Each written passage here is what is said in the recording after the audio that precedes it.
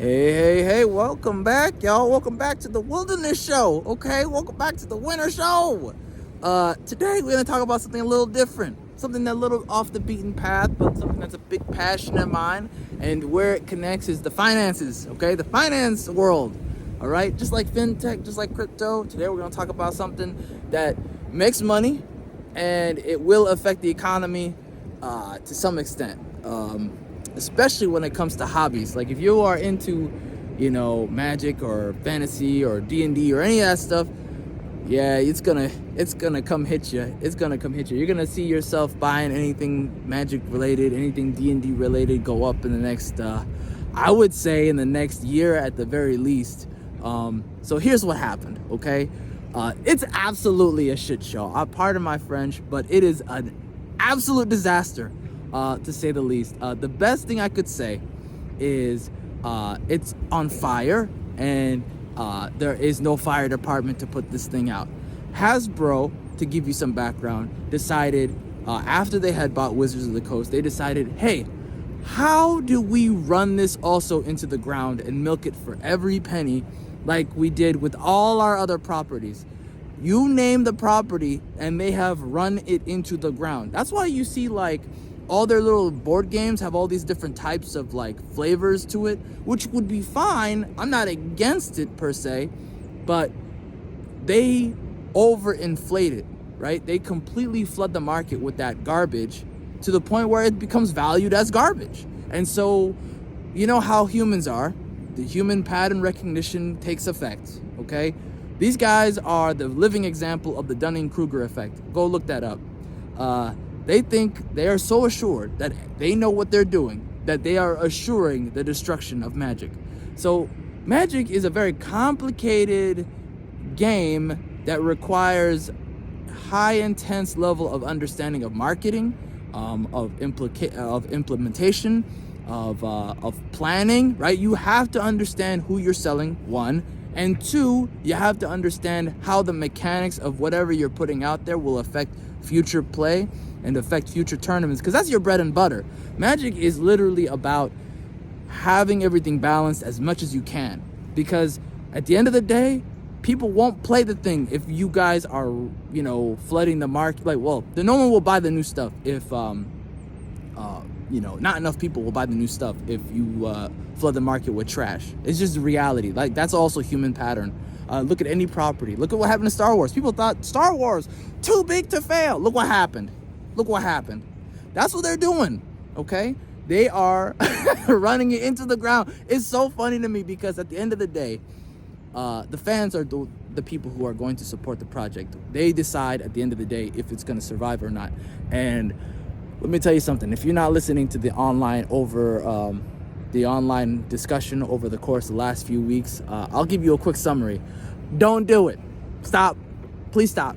What are you doing? So, to give you a little bit of a background of what happened that made this go into the stratosphere, because this has been happening for a while. They've been flooding the market with trash for a while, with all these extra, I don't even want to get into the extra stuff that they've been doing. They've basically been flooding the market like Marvel Comics floods the market with garbage comics. And it really is, it's kind of scary how it's like repeating the patterns of comics. I literally see the same pattern of the comic industry and then in the 90s, right?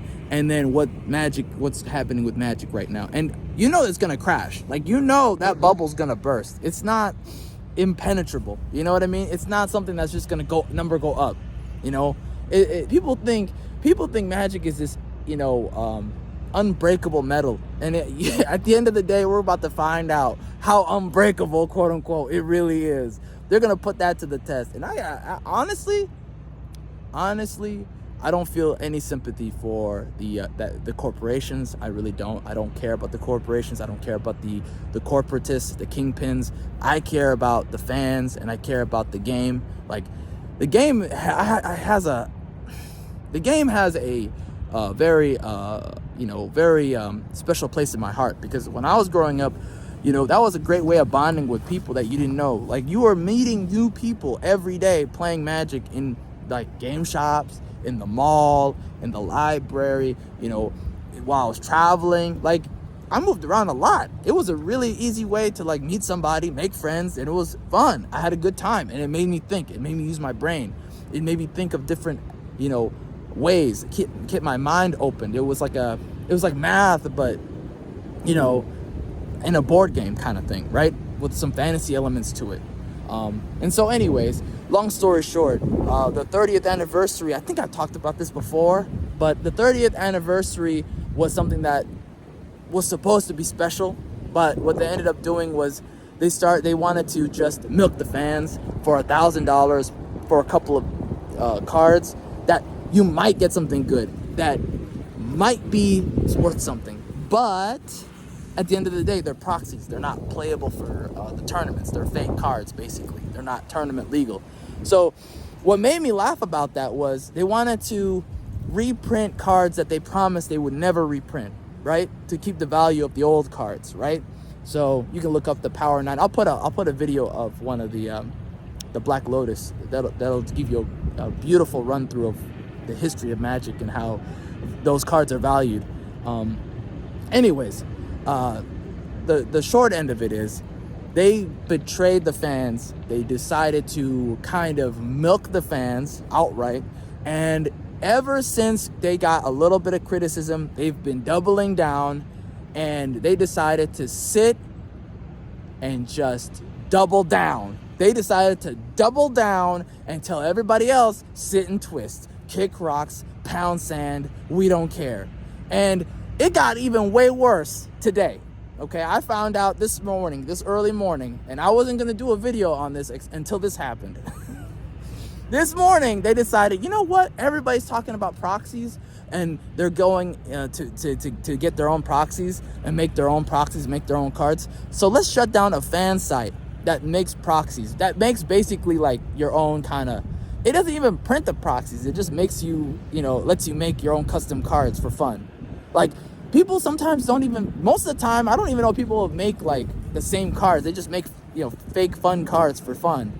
So they shut down this website called Card Conjurer that lets you do that. I'll put the link in the description. And it's a really sad story, dude. It's like, read that essay. He's just a student who's like 20 years old, if I'm not mistaken. Correct me if I'm wrong. And he was like, hey, I'm just a fan. I can't, deal with these lawyers breathing down my neck. I'm just a kid, bro. What do you... that awkward moment when you tell people, hey, I'm just a kid. Leave me alone. To this big-ass corporation. That made me laugh. But anyways, what do y'all think about that? I think it's over, bro. I think we are in Magic Civil War. That's what I'm going to call this video. Magic Civil War, because...